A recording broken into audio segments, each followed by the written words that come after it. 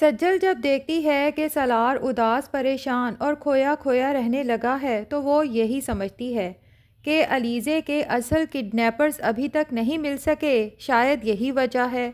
जबकि सालार तो इसलिए परेशान रहता है कि जिस दिन तैमूर पाशा को ये पता चल गया कि अलीज़े के किडनैपिंग के पीछे दरअसल अर्जुमंद का हाथ था और वो असल में रमशा को किडनैप करवाना चाहती थी, और अर्जुमंद के इस राज को छुपाने के लिए मैंने उसका साथ दिया है और अहमद के दोस्त को भी भागने में मदद दी है, उस दिन तैमूर अंकल मेरे साथ क्या सलूक करेंगे। बहरहाल जब सज्जल सालार से कहती है कि अगर कोई परेशानी है तो आप मेरे साथ शेयर कर सकते हैं, हो सकता है मैं आपके किसी काम आ सकूं, तो सालार अपनी झूठी मोहब्बत का तीर एक दफ़ा फिर चलाते हुए सज्जल से कहता है कि अगर तुम सच में मुझे खुश देखना चाहती हो तो मेरे प्रपोज़ल के लिए हाँ कर दो।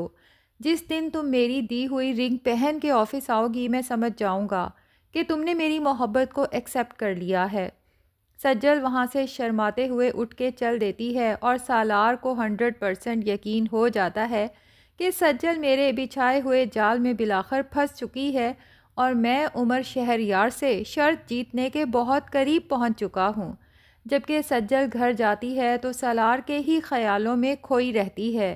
ताबिश से जब सब डिस्कस करती है तो ताबिश कहता है कि सज्जल, तुम्हारे चेहरे पे सालार के नाम से ही इतने रंग आके बिखर जाते हैं कि अब तो मुझे पक्का यकीन हो गया है कि तुम भी सालार को चाहने लगी हो। जिस पे सज्जल कहती है कि ताबिश, मैं तो इस मोहब्बत को एक्सेप्ट करने से भी घबरा रही हूँ।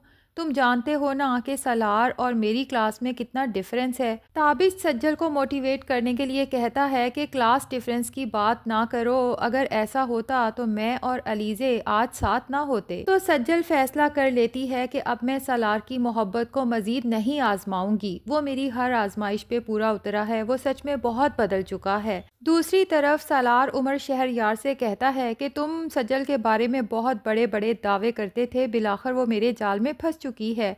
अब तो वो मुझसे बात करते हुए अच्छा खासा ब्लश करती है, और तुम्हें अच्छे से पता है ना कि लड़कियां ब्लश कब करती हैं, जब वो किसी को पसंद करती हैं, और होता भी ऐसा है। सज्जल अगले दिन बहुत ज़्यादा एहतमाम से तैयार होती है और सालार की दी हुई रिंग को ख़ास तौर पे पहन के ऑफिस के लिए खुशी खुशी निकलती है। सज्जल को तो यूं लगता है जैसे आज वो हवाओं में उड़ रही है, लेकिन सज्जल बेचारी को तो पता ही नहीं कि आज उसका दिल किस बुरी तरह से टूटने वाला है।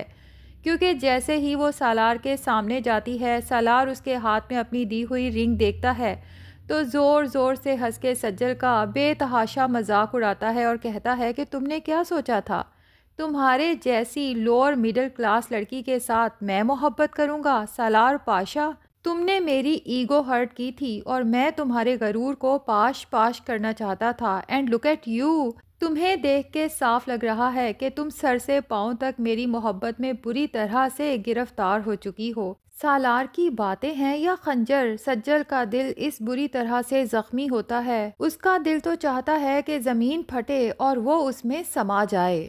सज्जल आंखों में आंसू लिए सालार पाशा से कहती है कि ठीक कह रहे हो तुम, लेकिन मैं उस सालार पाशा से इम्प्रेस हुई थी जो सर से लेके पांव तक खुद को बदल चुका था। तो सालार पाशा तंजिया मुस्कुराहट सज्जल पे उछालते हुए कहता है कि तुम्हें क्या लगा कि तुम्हारी मोहब्बत में सालार पाशा ने खुद को बदल लिया? वो सब तो महज दिखावा था। सज्जल कहती है, मुझे अंदाज़ा हो चुका है तुम्हारी असलियत यही है जो तुम मेरे सामने खड़े हो, और ये सालार जो मेरे सामने खड़ा है ना, ये एक मगरूर इंसान है जो अपने आगे किसी को कुछ नहीं समझता। सज्जल तो आंखों में आंसू लिए वहां से चल देती है और सालार पाशा अपनी जीत पे जोर जोर से हंसता है और उमर शहरयार को लेके अपनी जीत का जश्न मनाने के लिए एक पार्टी में पहुंच जाता है। लेकिन अचानक बैठे बैठे सालार को यूं लगता है जैसे उसका दिल खाली खाली हो गया हो, जैसे उससे कोई बहुत बड़ी गलती हो गई हो। और फिर अचानक उसे सज्जल का आंसुओं भरा चेहरा याद आता है और सालार का दिल जैसे कोई मुट्ठी में भींच लेता है। दूसरी तरफ सज्जल ताबिश से मिलती है, रो रो के उसका बुरा हाल हो जाता है, जबकि ताबिश उसे हौसला देता है कि सज्जल, तुमने कुछ गलत नहीं किया, गलत उस सालार पाशा ने किया है और इसकी सज़ा देख लेना एक दिन उसे मिलके रहेगी। उसे ये एहसास होके रहेगा कि उसने तुम्हारे जैसी लड़की का दिल दुखा के अपनी ज़िंदगी की सबसे बड़ी गलती की है। सज्जल कहती है, ताबिश मैं बहुत जल्द ठीक हो जाऊंगी, बस अभी ये आंसू हैं कि रुकने का नाम ही नहीं ले रहे। गलत इंसान से मोहब्बत करने की, गलत इंसान पे भरोसा करने की सज़ा तो मुझे मिलनी ही थी। दूसरी तरफ अर्जुमन तैमूर पाशा से कहती है कि मुझे अलीज़े की बहुत याद आ रही है, क्या हम उसे सरप्राइज़ विज़िट करने जा सकते हैं? हमें अचानक अपने सामने देख के वो बहुत खुश हो जाएगी। तैमूर पाशा को भी तो अलीज़े की याद आ रही है। अर्जुमन से कहता है कि फटाफट तैयार हो जाओ। और उधर अलीज़े है जो ताबिश से वादा कर चुकी है कि वो उसके रंग में रंगने की पूरी कोशिश करेगी। अब जब अलीज़े देखती है कि ताबिश की माँ सारा दिन घर के काम करती है, तो वो कहती है कि आंटी मुझे भी कुछ काम बताएं, मैं भी आपका हाथ बटाना चाहती हूँ और इस तरह मुझे भी घर के काम आ जाएंगे। ताबिश की माँ भी बहुत खुश होती है कि इतने अमीर घर की लड़की होने के बावजूद भी अलीज़े में ज़रा नखरे नहीं हैं। इसीलिए घर के सारे कपड़े उठा के अलीज़े को दे देती है कि तुम आज ये सारे कपड़े इस्त्री करोगी।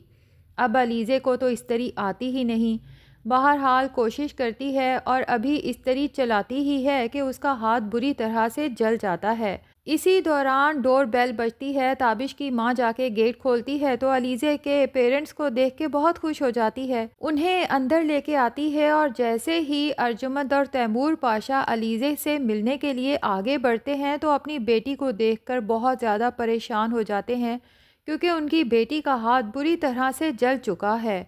अर्जुमन तो पैनिक हो जाती है और अच्छा खासा सुना देती है कि इसलिए मैंने अपनी बेटी की शादी ताबिश से की थी कि मेरी नाजों पली बेटी के साथ आप लोग ऐसा सलूक करें। अब अर्जुमन तो अलीज़े से कहती है कि अभी के अभी मेरे साथ चलो, लेकिन अलीज़े साफ इनकार कर देती है कि मैं ताबिश को छोड़ के कहीं नहीं जाऊंगी।